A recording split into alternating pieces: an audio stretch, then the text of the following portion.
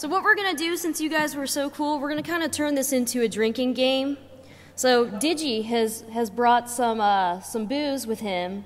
We're going to kind of pass some of it out as much as we can. Every time I say the word you have to drink. And I say a lot. Do you want to just like pass them around?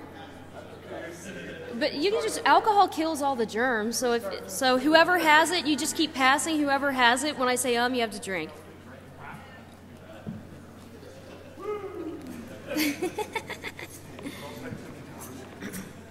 This is your official invitation to Toastmasters. Oh. Thanks. Actually, I'll get with you later because I am interested in that. So my name is Tyler Cohen. This presentation is Look What My Car Can Do. I want to give a special thanks to Ben, Joel, Mark, Rob, Peter, Zach, Matt, Kate, Maddie, and Charles. Now, some of these people know that they helped me. Some of these people do not.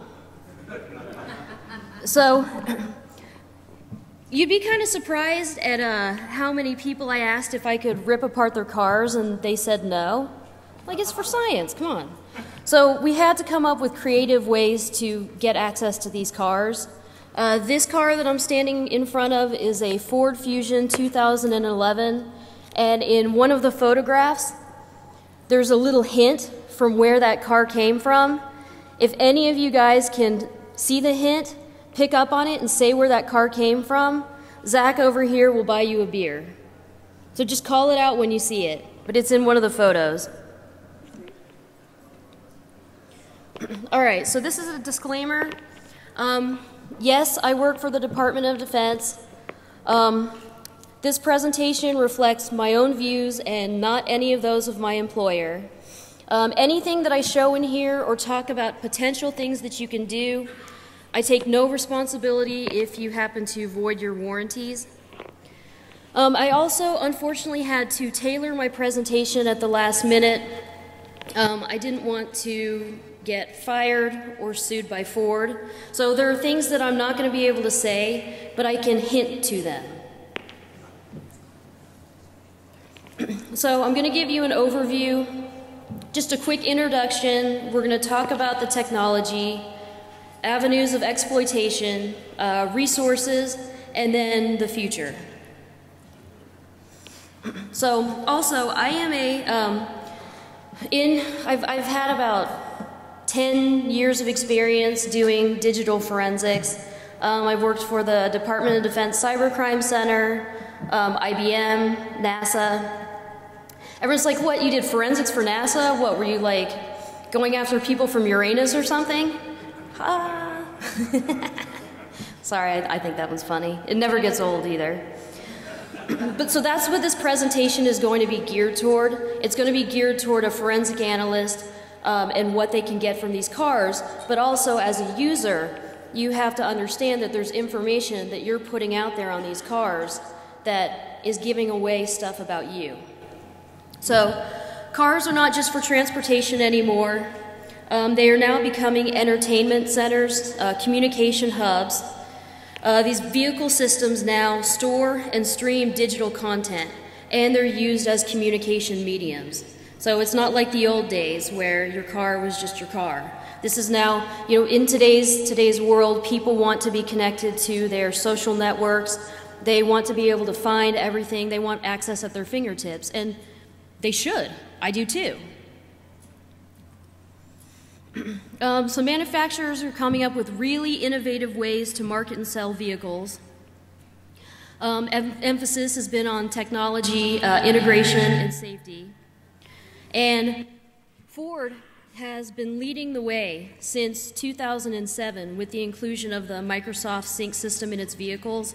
So I kind of look at Ford as what Apple did, how Apple reinvented the digital music players. Ford is paving the way for cars. So their systems are much more advanced than any of the other systems. So what are the designers thinking when they're designing these cars?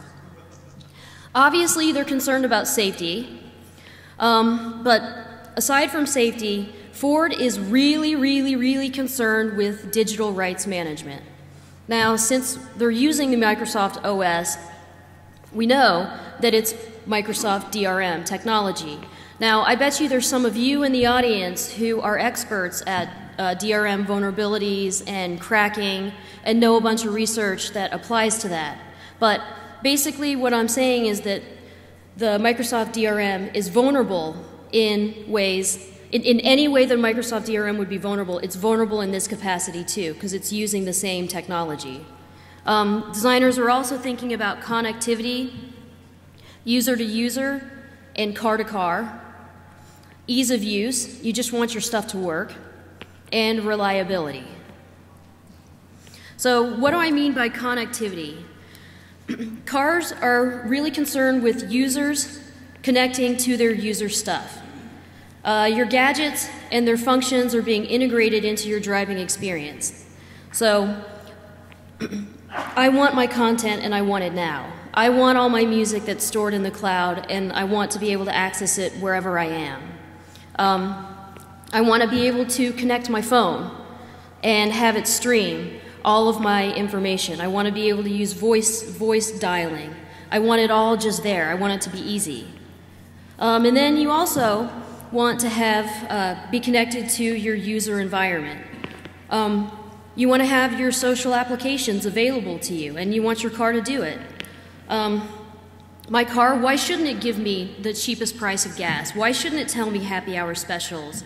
My brother Zach over here, he likes using social applications to look for hot chicks and dudes. He puts it up, the augmented reality, and he can see how far away a hot chick is from him, and he can chat with her. He can say, yeah, I'm going to check in, and I'm going to check in with you, and let's meet up. Why can't your car do that for you?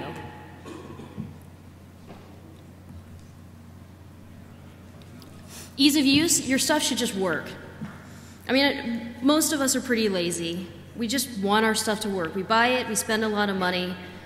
There shouldn't be any issue. So the car companies are moving toward driving, not interfering with your social life, and things just working. That means more automation, more integration, and more interoperability. That's a tough word. Well, what? Yeah, exactly. Exactly. So what does that mean for us? Well, the more automation, what does that? That means the more vulnerabilities and more vectors of attack. So these are things that I want us to just kind of be keeping in our minds. Reliability, again, things should just work. There have been some complaints with the Ford systems that I've been reading on the forums and then from people who actually have these cars. There's complaints that the car entertainment system reboots while driving, which is kind of a problem. Actually, not all of it, as you're going to see in a second, not all of it is. Changing songs shouldn't take 15 seconds, and stored data should be accurate. I know that you guys are all familiar with that story. I don't know if it's a true story or not, but a woman was using her GPS data, and it essentially told her to drive off a cliff, so she did, and she died. I don't know if that's true or not, but basically, you want your data to be accurate, so stuff like that doesn't happen. All right, so what are users thinking? They're thinking we want safety, again, ease of use, and connectivity. Something that they should be thinking about is confidentiality of their data. There's a lot of data that I'm going to show you is actually stored on these devices. They need to be thinking of, you know, a friend could come into their car and get their data if they have devices set up for that. These devices have remote access now. They have wireless on them. There's Bluetooth. Or a forensic analyst, you know, could come and get your data. So they really need to be cognizant of what's being put on there. So, you know, if there's photographs or things on there that you don't want to be found, just don't put them on there. I mean, simple as that. What are hackers thinking? Well, what do hackers do? They make something do what it's not meant to do. So some things that have actually happened, some things that are going to be happening probably in the future, controlling the car remotely. So using the wireless, the communication system is connected, and that's been proven, I believe, at this conference, and then there was a study, a school study, where they dealt with the tire pressure. It's been proven that these communication systems are connected to the car's onboard computer. So it is very possible to get a piece of malware, get it in through the communication system on the car, and then control the car. You can stop it, start it, really whatever you want to do. So hackers and hackers, good hackers, black, white hackers, they're both thinking about protecting or stealing personal data.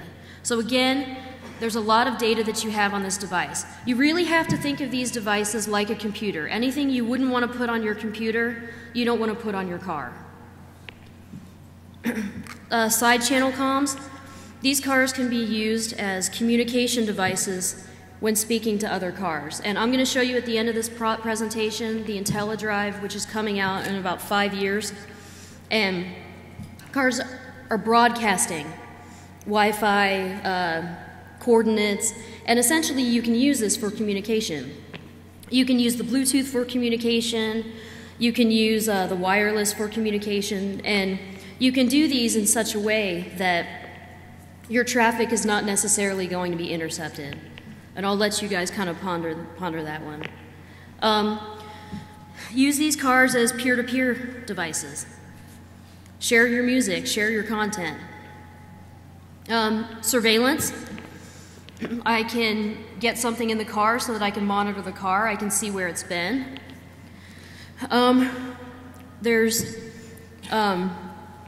So that's surveillance, or again, you know, just using it like Zach's gonna do to just find hot chicks. It can also be used, these vehicles, for propagating viruses and malware. So my vehicle, get it, vehicle for propagation, because it's a vehicle. Yeah. So you can use this car, and this car can actually be a virus that is infecting other cars as I drive past it. These are just potential things for the future, but not that far off in the future.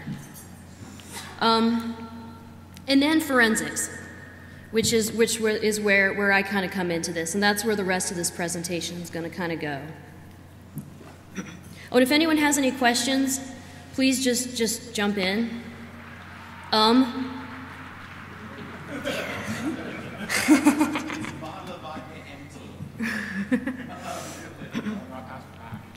So what is stored? What are stored on these devices? Now, these systems can store navigation data, where you've been, where you're going, can save track data, save locations, previous destinations, which is a good thing too, because you kind of have to find that mix between privacy and then usability. I personally like it saving my data, because then that way I don't have to type it in, because I never remember addresses and it's just already there. Phone-related information, when you pair your phone up, it's going to save the Bluetooth MAC ID, pretty much most of the information on the phone. Your contacts, call logs, SMS messages, call history, saved numbers, that's going to be maintained. So, hint, if you rent a car from like Enterprise, Hertz, or whatever, and you pair up your phone, just make sure you delete the profile. It's not going to be completely gone, but at least it'll make it a lot harder for someone to get your data. Music files, image files. The Ford Sync Generation 1, you can put 32 files, 32 photos on the car. User voice profiles. Information about the car. Potentially, this is a kind of now, kind of in the future, stats on how am I driving, do I speed, all that kind of good stuff. Previously connected USB devices, wireless access points, where you've been with the wireless, and then in the future, like I said, the driving habits. And if anyone can think of more that I missed out, just let me know after, because there's a ton of data that's contained in those cars. Okay, so as a forensic examiner, you know, why would I care about photos or songs? Well, these photos. Oh, sorry. By the way, Zach, I rated your music collection. You don't mind that I borrowed your Ace of Base, do you? All right. So you think that that's just a MP3 file of Ace of Base? It's not. It's tagged with Zach's ways to pick up hot chicks. Just a regular photograph. By the way, is that the cutest dog you've ever seen in the world? Yeah, he is. Like his little mohawk, baby. So that's a stagged photo as well. So, or child porn images, malware, really anything that you want to hide in there, because if you upload any one of these files, whether it's stagged or you've manipulated it, as long as the header and footer are going to match, the car's gonna accept it in, so you can use it as storage. All right, so these are two pictures of vehicles. They're embedded, fully integrated systems with the vehicles. There's two different styles that I'm showing you right now in the first generation. The first is a Ford Fusion 2011 without the navigation system. So you can see it's just kind of got the little teeny faceplate on the radio. And then you've got the full navigation system. Now, the navigation system gives you the ability to store data. Without the navigation system, the only way you have the ability to store data is on the flash ROM chip in the sync module, which I'm going to get to a little bit later. But that's kind of what they look like. That's, I think, a Ford Edge 2011. Excuse me? Yes? Florida? You said if we figured out where the car's from, we get beer? Oh, no. It's much more subtle, and it's later in the presentation. But you know this free beer means you have to sit and talk with Zach for a while, but maybe he'll go over his rules of finding hot chicks. So the first generation, Ford started doing this in 2007, and the first generation is to 2011-ish, maybe 2012-ish, because some cars still have this, some cars are moving on to the second generation. Now, there are two separate components. Yes? This brings the question of, is there a movement afoot in the future to put the SD cards in the machines and have law enforcement be able to come up, pop out your card, pop it into a reader and say, here's your $2,000 ticket? There is that potential, but that's coming up in the end of the presentation. That's Gen 2. So this is still the Gen 1. But, so it has separate components on the head unit. So you have I'll get deeper into that. It's got storage, it's got a hard drive in it. The second generation, some of the 2011s already have it, but it's really going to be the 2012s and 13s and up. It's a single integrated unit, so the sync module and the nav system are all going to be in one. And the storage, some of them will still have hard drives, but they're moving away from hard drives as storage.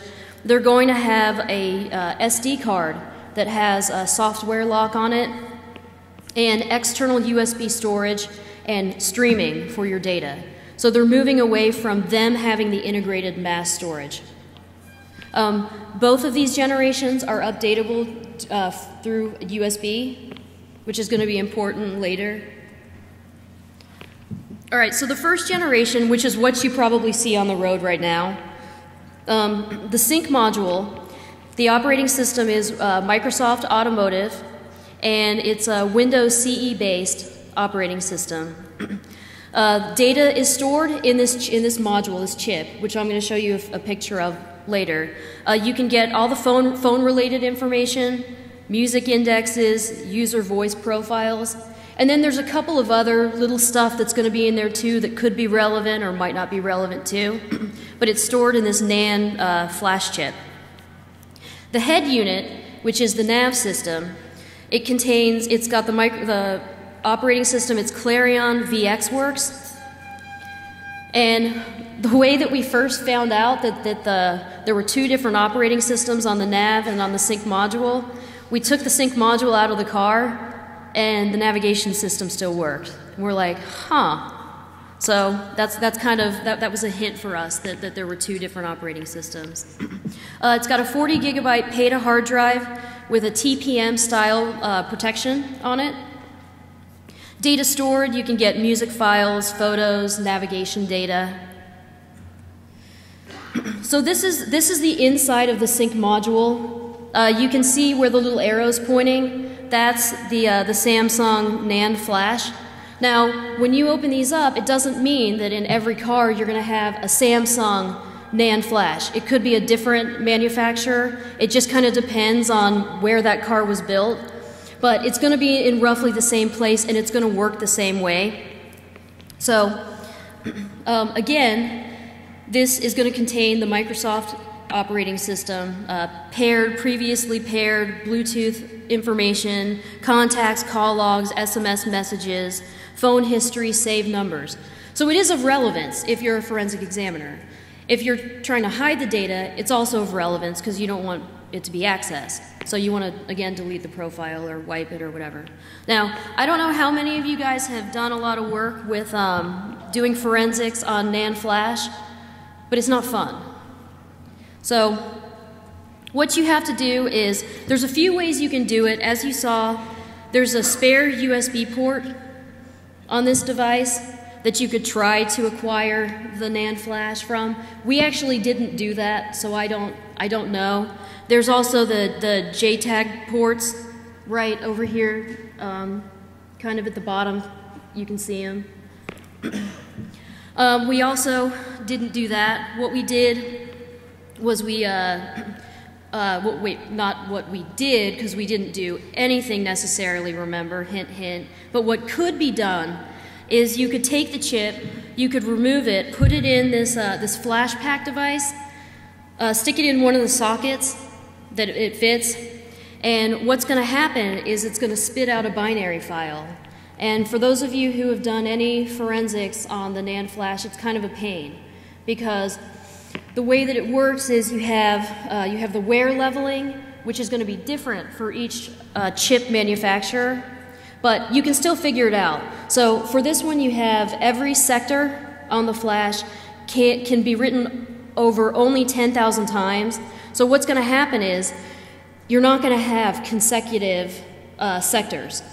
And there's going to be, I always forget if it's a 4K chunk or if it's a 16K chunk that has a numbering sequence. So it's numbered, a chunk right in front of each sector that tells you where that sector goes. So what you have to do is you have to get this binary file out of this thing, and you have to manually remove those chunks that tell you the number of where each chunk is, reorder them, and then you can pop it into any forensic tool. It'll just be a regular raw DD image file. So that's how you have to do it. Maybe it sounds complicated to you, maybe for some of you it doesn't, but it's really not that difficult. It sounds a lot worse than it is, so it is doable. So removing the sync module, I had a lot of other pictures. I mean, we just tore these cars apart. And this one, actually, I got permission. My good friend Ben, who I wish he was here, when I asked him if I could tear apart his car, he not only said, yeah, of course, he said, I'll help you. So he did. And this is a Ford Edge 2010. The Ford Sync module is located behind the center console. Really easy to get to. It's just held in place with clips. And then there's 4 screws, and you just remove it. And then you take the faceplate off, and then you have access to what I saw. Oh, one thing, quickly. With this, when you pop out the chip to do the analysis on it, you're probably not going to get it back in. Just saying. You will void the warranty, and unless you're a pro with a soldering iron, you're not getting it back in. Sorry, Ben.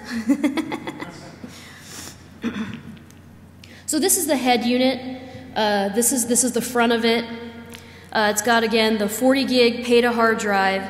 This would happen to be a Hitachi Endurostar. That doesn't necessarily mean that you'll have a Hitachi if you were to get one out or if you were to buy the car. I think they just kind of use whatever they have in batches. This is going to contain, because it's generation 1, navigation data, track data, breadcrumbs, saved locations, previous destinations, and all your music files, which as we know could be STEG files. So acquiring the head unit. So I'm going to go over a couple of techniques that will probably work. Hint, hint, hint. Drink. Just kidding. All right. So we removed the head unit. That's kind of what it looked like. There's also a picture that Ben wouldn't let me use of Ben like standing there like with almost a heart attack on his face that I ripped his car apart. And that's the back. You can kind of see on the second one where the hard drive was. You just pull it out. It's really easy to get the hard drive. Although I got to tell you, when you take the car apart, it's a lot easier to take apart again than it is to put back together. So, any of you who are forensic analysts, you see this, you see that the drive's connected to a write blocker and I've got it into some forensic tool. Yeah, that's not going to work. Now, why is that not going to work?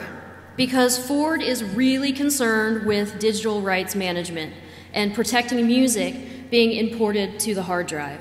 So they've implemented this TPM lock style protection where the hard drive is essentially looking for a serial number on a module in the head unit, so in the chassis. So without that, it's locked, and it's really difficult to get around that, but it is doable.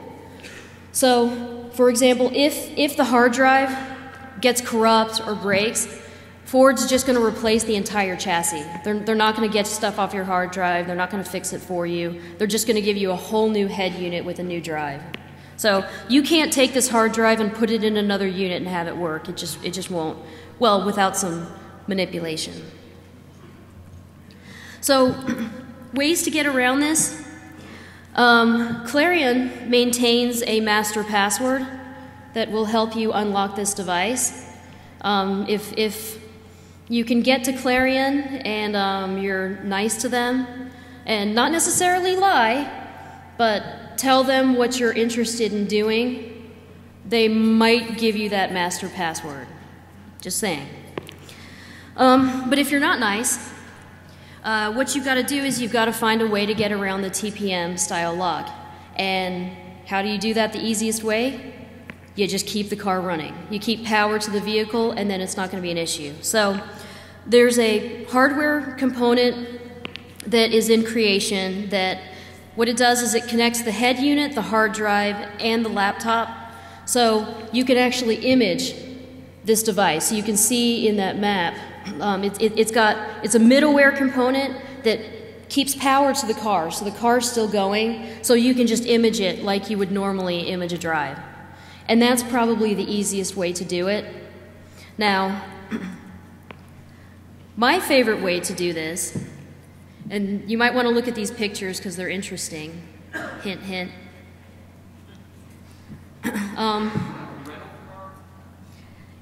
Maybe. Why do you say that? Yeah. And where's it from? Enterprise, yeah. You have no idea how hard it is to go to Enterprise and actually request a specific car. They don't do it. I mean, it took a lot of social engineering to just be nice and friendly and say, you know, I really am trying to buy this car, but I want to test it first, you know. And the woman was so nice. She kept the car for me, hid the key in the fridge so no one else would get that car, and it was nice. I appreciated that. I actually thanked her in the beginning. So this is a way that actually is probably might be your easiest bet. This is exploiting the update process. So you go to the Ford website, you update the latest file, and you put it on your USB stick, and then you stick it in the car, and you go through this update process that you can see that we're doing right here. And it's a cab file. Now, if you were able to get some code into this cab file and still make it readable as a cab file, you would be able to put software on the device that would allow you to exfil a drive through Bluetooth or through the wireless. So I don't want to call it malware because it's not necessarily malware, because the purpose of it is different. All right, it's malware, whatever. Whatever, you know what? Sorry, DoD, it's malware. You can exploit this update process, customize this cab file, put your malware on there that will then allow you to exploit the Bluetooth and use it to image your file. And that way you're getting around the TPM lock. Now this way is kind of cool too.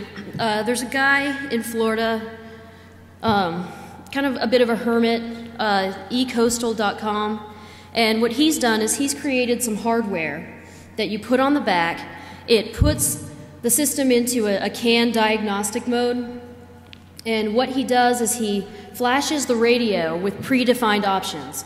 So again, you could use this method. You could flash the radio with these predefined options, and some of those options you put on are, again, malware that allow you to access the car. And I'm saying this because this is what a forensic analyst would do, but keep in mind that these are also things that someone with not so good intentions could do as well. So they could put stuff so they could constantly get access to your car.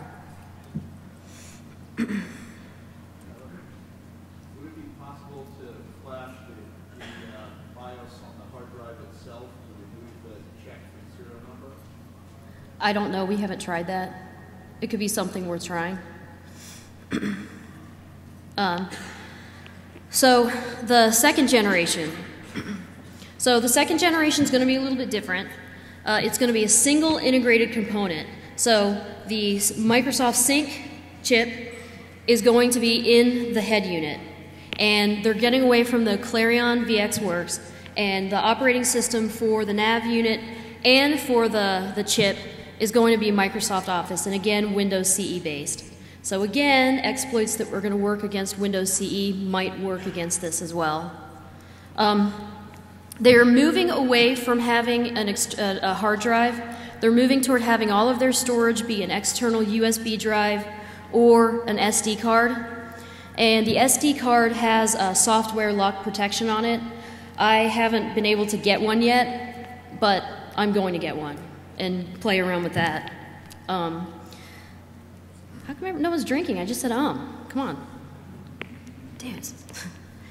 So, they're also, they have a full suite of wireless products. You can turn your car into a wireless hotspot. You can connect to any wireless network that you want. Again, that information is going to be stored in the chip. So that's information that you can get access to as well. Software locked and yeah, drink. How come no one's a drink? Someone drink. Saw you drink. All right. All right. So this is the second generation 2012 Ford Explorer with the second generation system, and I thought that I was being a master social engineer here. I thought I was being so smart. So we dress up. We go to the Ford dealer, and I start asking him all kinds of questions, pretending like I'm going to buy the car, and ask if I can take pictures of stuff so that I could show you guys what's going to be there. And I should have known that the true social engineer masters are car salesmen, because if my husband hadn't been there with me, I would have walked out with that car and an $800 car payment because my car is still in a lease. Yeah, I hate, they're like, what can I do to get you in this car today? And I've got stars. I'm like, anything. Yeah, but that car is really nice, really nice. So, again, this includes the SD card in the center console. You can see it. This is the Ford Explorer 2012. Or was this the F-150? The Explorer, okay. It's got two USB ports. Oh, that's important to note too. The USB ports are not connected to the head unit, the hard drive.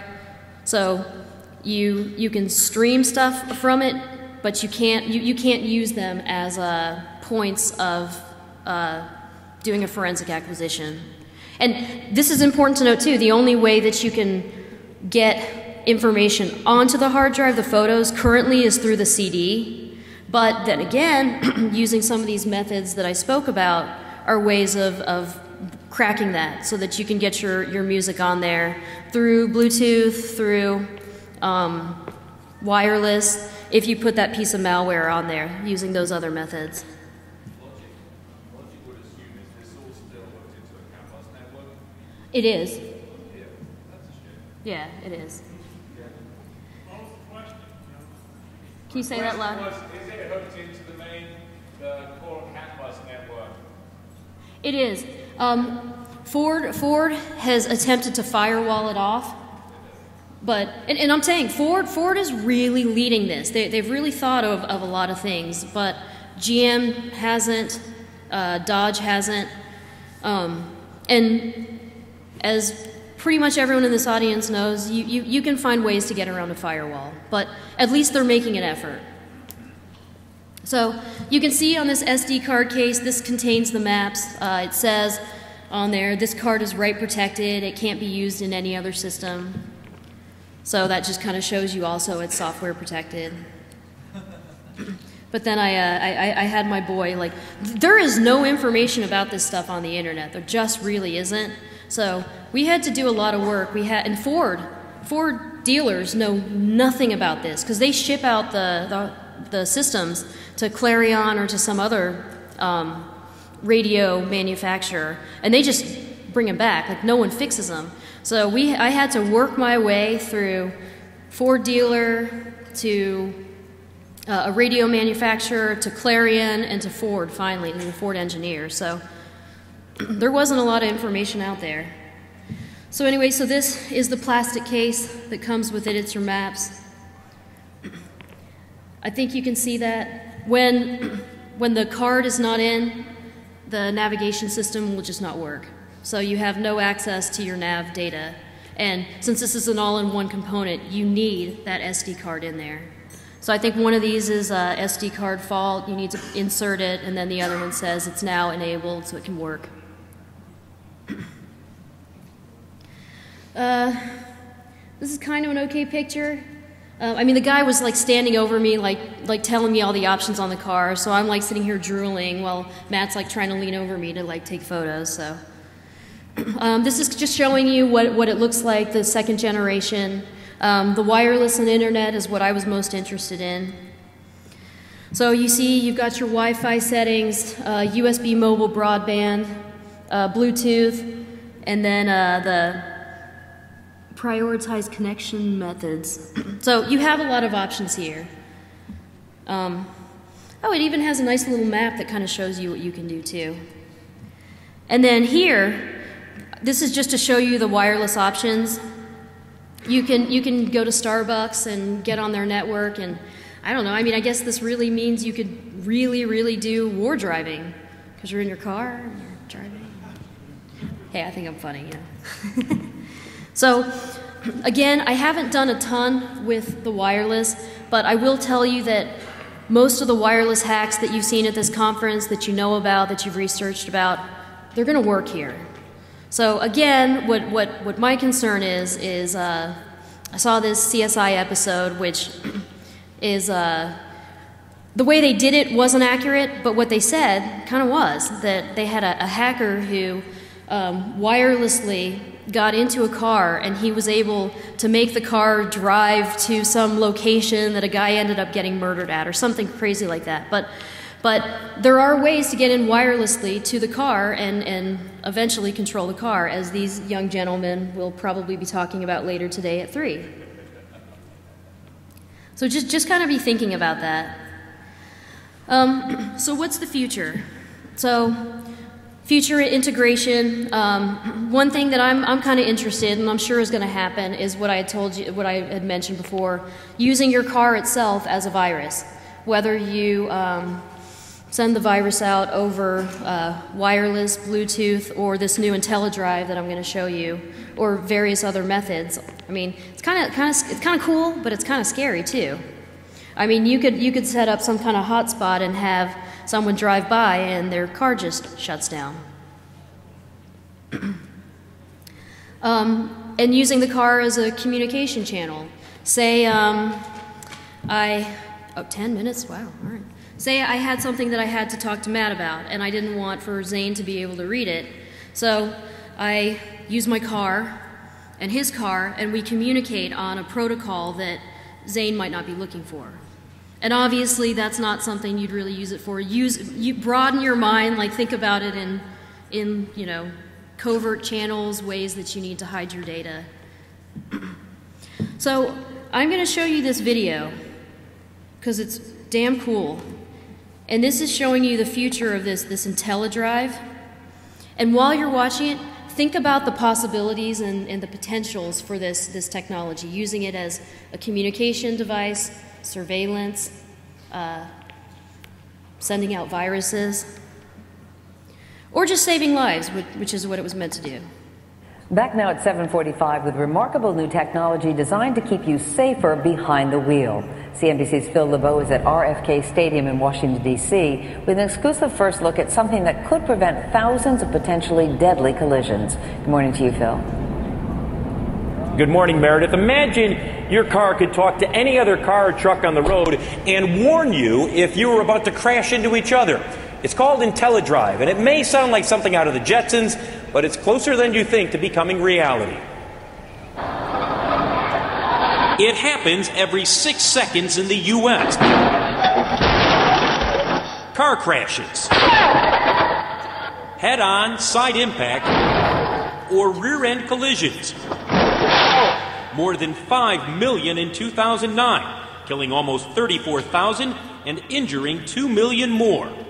A group of major automakers, including Ford, GM, and Toyota, are developing a technology called IntelliDrive that will allow cars to communicate with each other and warn drivers when they're about to crash. We feel that the IntelliDrive program, fully implemented, can save up to 80% of traffic accidents for non-impaired drivers. Here's how it works. Using GPS transmitters and Wi-Fi, cars constantly send out signals with their location and speed. So a driver about to be broadsided at an intersection would be warned to hit the brakes and avoid a collision.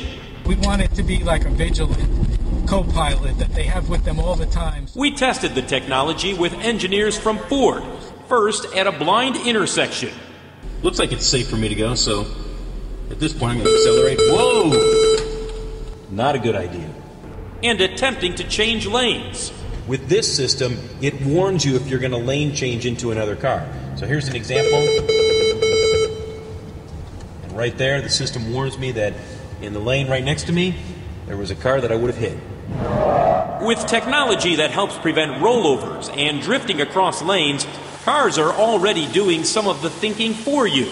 And Google is testing a car that does the driving for you. It's possible that someday cars will drive themselves like the space vehicles on the Jetsons. Hey, looks like an opening up ahead. Until that day, IntelliDrive will make a big impact on safety. I think this has huge potential to reduce crashes on our freeways. And save lives. And save lives, which is really the ultimate goal. So when might we see IntelliDrive in all new cars and trucks? Well, maybe 5 or 6 years down the road. It'll take the federal government some time to make the rules and mandate everything for the automakers. But make no mistake, Meredith, talking cars are coming, and it could save thousands of lives. Yeah, I love the idea. Phil LeBeau, thank you so much. All right, thank you, Meredith. So you can see where that's going, and I hope that your gears are turning. We're probably going to be presenting this at the DoD Cybercrime Conference. Maybe I might submit for ShmooCon, I don't know. But I think at those conferences we'll be able to release the tool that we were talking about through the update file that will actually enable you to get the Bluetooth back and hopefully demo it. If there's enough room to bring one of the cars in, I might try to do that too. So, does anyone have any questions?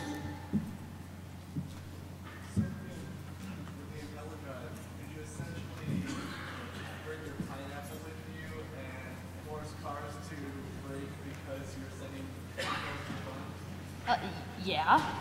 See this. Will you say that louder? Oh, He wanted to know if you could go get one of the pineapples and use it against cars. Yes. The answer is yes. And any other questions?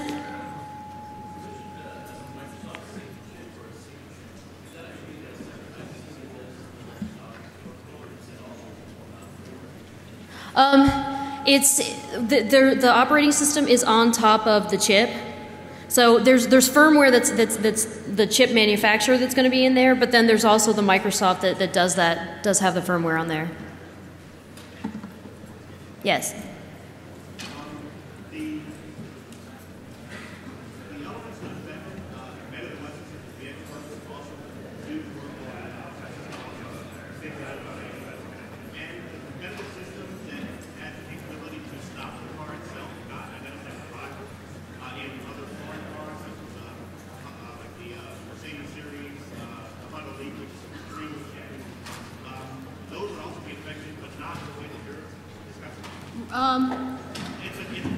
Yeah, not in the exact way, but yes, every car is affected. Every car that has these systems is affected. Hey, before you guys leave, wait, stop. Which one of you guys was the one who picked out that was an Enterprise car and gets to have Zach buy you a drink? Who was that? It was you? Oh, come on up to the front then. My time? 3 minutes? All right, any other questions? All right, thank you.